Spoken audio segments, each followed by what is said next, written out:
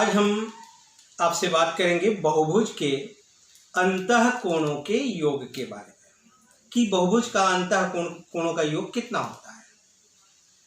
तो हम जानते हैं कि त्रिभुज के बारे में, त्रिभुज के तीनों अंतःकोणों का योग कितना होता है, 180 अंश। त्रिभुज के तीनों अंतःकोणों का योग 180 अंश होता है। अब आइए हम देखें इस टीएलएम के माध्यम से चतुर्भुज के अंतःकोणों का योग कितना होगा। देखिए एक चतुर्भुज बना है,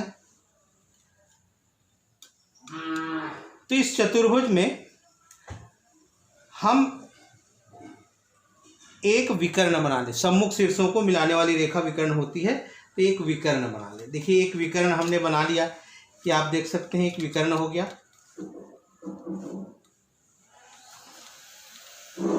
ये विकर्ण, अब देखें ये जो विकर्ण है ए ई रेखा एक विकर्ण है, रेखाखंड।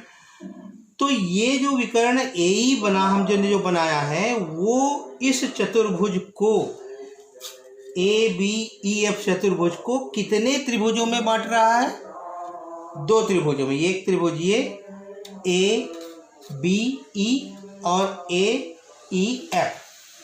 अब हमको पता है कि एक त्रिभुज का या किसी त्रिभुज के तीनों अंतःकोणों का योग कितना होता है, 180 अंश, और ये 180 अंश। तो ये तो चतुर्भुज के चारों अंतःकोणों का योग हो जाएगा 360 अंश।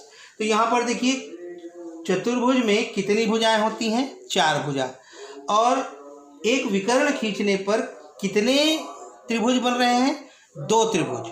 तो 2 कम बन रहे हैं, 4 ऋण 2। अब हम यहाँ पर देखें पंचभुज की आकृति बना करके, तो ये हो गया पंचभुज, आप देख सकते हैं। अब इस पंचभुज में हम किसी एक शीर्ष से विकर्ण खींचें कि हम कितने विकर्ण बना सकते हैं। तो देखिए एक विकर्ण हो गया,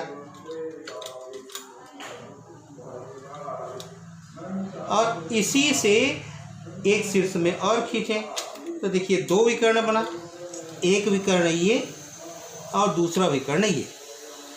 तो 2 विकर्ण खींचे जा सकते हैं किसी एक शीर्ष से पंचभुज में।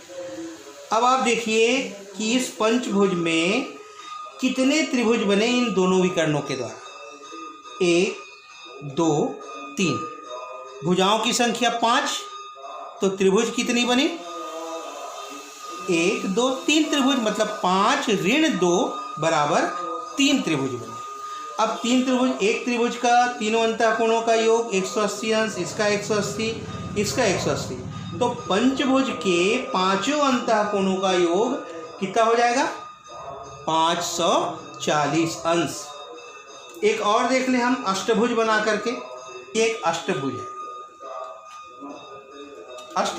अष्टभुज में किसी एक शीर्ष से हम कितने विकर्ण खींच सकते हैं, ये भी करके देखें। यहाँ एक विकर्ण हुआ देखिए, और ये दूसरा विकर्ण हुआ उसी शीर्ष से, और ये तीसरा विकर्ण हुआ उसी शीर्ष से, और ये चौथा विकर्ण हुआ उसी शीर्ष से, और ये 5वां विकर्ण। और इससे ज़्यादा विकर्ण हम नहीं खींच सकते। तो देखिए इन विकर्णों के द्वारा ये पहला विकर्ण, दूसरा, तीसरा, चौथा, 5वां विकर्ण, 5 विकर्ण बने हैं।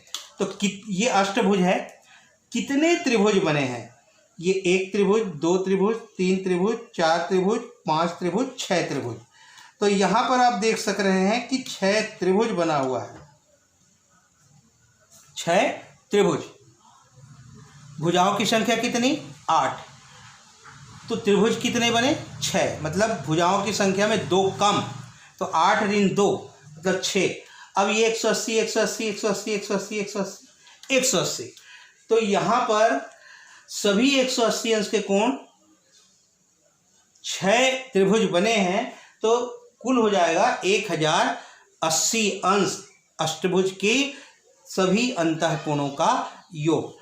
अब देखिए इस चार्ट में, अभी जो हमने टीएल में जो काम किया, चतुर्भुज था, तो बहुभुज की संख्या, बहुभुज में भुजाओं की संख्या कितनी थी उसमें, चतुर्भुज होने के कारण 4।